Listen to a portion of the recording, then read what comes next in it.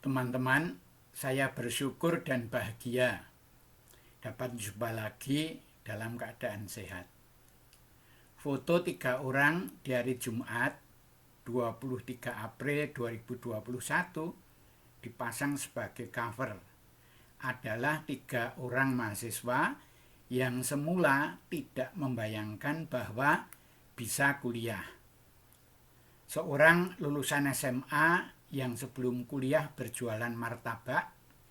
Seorang lagi adalah PHK dari tukang kemas barang di toko di Jakarta dan hidup dengan anggaran Rp500.000 per bulan. Orang ketiga yang pakai masker adalah seorang petani dari Gunung Kidul. Video minggu lalu tentang Marie Curie, penerima anugerah Nobel Fisika dan Kimia yang hebat. 3 mahasiswa dalam foto tersebut menurut saya juga termasuk kategori hebat. Mereka mendatangkan inspirasi bagi saya dalam memandang Indonesia masa depan. Mereka hebat karena kuliah dimulai sangat terlambat dibanding mahasiswa pada umumnya. Yang bermasker telah lulus SMK lebih dari 10 tahun yang lalu. 2 lainnya adalah penjual martabak dan petugas kemas barang di toko dan kena PHK. Indeks prestasi mereka semester pertama, walaupun sambil kerja serabutan berturut-turut, paling tua 3,68, yang lebih muda 3,74, dan paling muda 3,92. Awal masuk kuliah mereka saya beritahu bahwa syarat utama sukses bukan indeks prestasi. Bertiga saya anggap hebat dan saya kagumi karena cita-cita hidupnya mulia menurut saya. Cita-cita mereka adalah menjadi pengusaha sukses dan membantu orang-orang miskin ekonomi.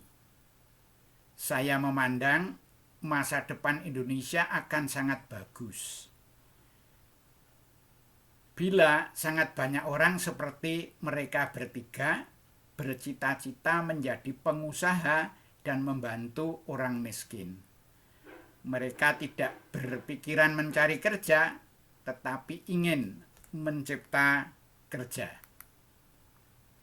Ada sejumlah kata kunci yang saya minta mereka mencatat sebagai pegangan untuk dicatat sebagai bekal sukses mewujudkan cita-cita. Apa itu? Saya memilih kombinasi 3 hal, yaitu 1. Kebijaksanaan lokal, 2. Referensi terpilih nasional, dan 3. Hasil penelitian global. Pertama, kebijaksanaan lokal saya ambil dari desa saya. Kedua, yang nasional dari buku Direktorat Jenderal Pendidikan Tinggi. Dan yang ketiga, global dari kesimpulan penelitian J. Stanley. Sering saya paparkan intensif sejak tahun 2017 setelah saya baca di koran Kompas. Saya sampaikan ulang ya, meskipun sudah tahu penelitian J. Stanley untuk penyegaran. 3, yang pertama adalah 1. Kejujuran, ini harus dipastikan. 2. Disiplin keras, ini cerminan manajemen waktu dan menepati janji. 3. Komunikasi tepat, ini tentang komunikasi yang jelas dan tidak mengecewakan. 3 lagi berikutnya, keempat, 5 dan 6. 4. Dukungan pasangan hidup kalau sudah punya. 5. Kerja keras dalam sehat dan semangat bekerja pada kemampuan puncak. Ke-6. Kecintaan pada yang dikerjakan, mencintai tugas dengan tulus. Dua berikutnya atau ke-7 dan 8. 7 kepemimpinan ini memerlukan berlatih memiliki sifat kepemimpinan kuat. 8 kepribadian kompetitif, pantang menyerah, mengalahkan ego dirinya, bisa menjadi inspirator bagi teamwork. 9 hidup teratur, dan 10 kemampuan menjual ide, yaitu punya pikiran alternatif, berpikir membangun sinergi maksimal dalam teamwork. Saya sampaikan hanya 10 hal tersebut. Yang ke-11 dan seterusnya wajib menelusuri sendiri dari berbagai sumber.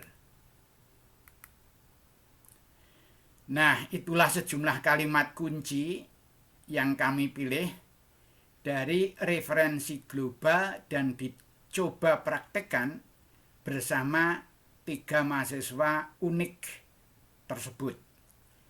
Saya memilih yang referensi nasional, yaitu 5 parameter utama peningkatan diri. 5 parameter penting dan perlu harmonisasinya dalam kegiatan sehari-hari. Apa sajakah? 1. Pengetahuan. 2. Keterampilan. 3. Sikap mental dan etika. 4. Nilai-nilai kehidupan. 5. Spiritualitas. Dalam perbincangan dengan mereka, membahas mendalam 5 hal tersebut, baik penjual martabak, tukang kemas barang, maupun petani dapat memahami dengan cerdas apabila bicara berdasar cara berpikir mereka, dikaitkan urusan martabak, mengemas barang, dan kegiatan pertanian di desa.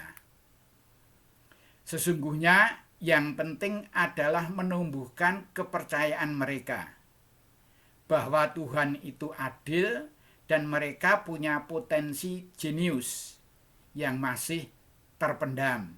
Istilah kita adalah the hidden power. Sesudah mereka yakin diri untuk belajar sendiri mandiri dan teamwork antar mereka, kuliahnya lancar sambil kerja, mereka bisa melacak sumber ilmu dari berbagai pustaka maupun lewat internet dengan banyak cara. Saya makin paham kenapa hasil kuliah mereka bertiga dalam hal indeks prestasi semuanya tinggi. Saya makin paham apa yang terjadi pada Thomas Alva Edison, yang oleh guru SD-nya dikatakan bodoh, oleh ibunya dikatakan jenius. Yang terjadi adalah dia terbukti menjadi jenius abad 20 dengan banyak temuan bermanfaat bagi kehidupan manusia. Penutup pesan video ini yaitu cita-cita mulia. 3 orang muda berniat dari berkuliah tekun, tujuannya membuka lapangan kerja, membantu orang miskin, dapat bangkit potensi mereka yang semua tadinya tersembunyi, namun semua bertiga sekarang dapat mengeluarkan potensi-potensi atau yang kita beri istilah hidden power tersebut. Itu saya percayai penting bagi Indonesia.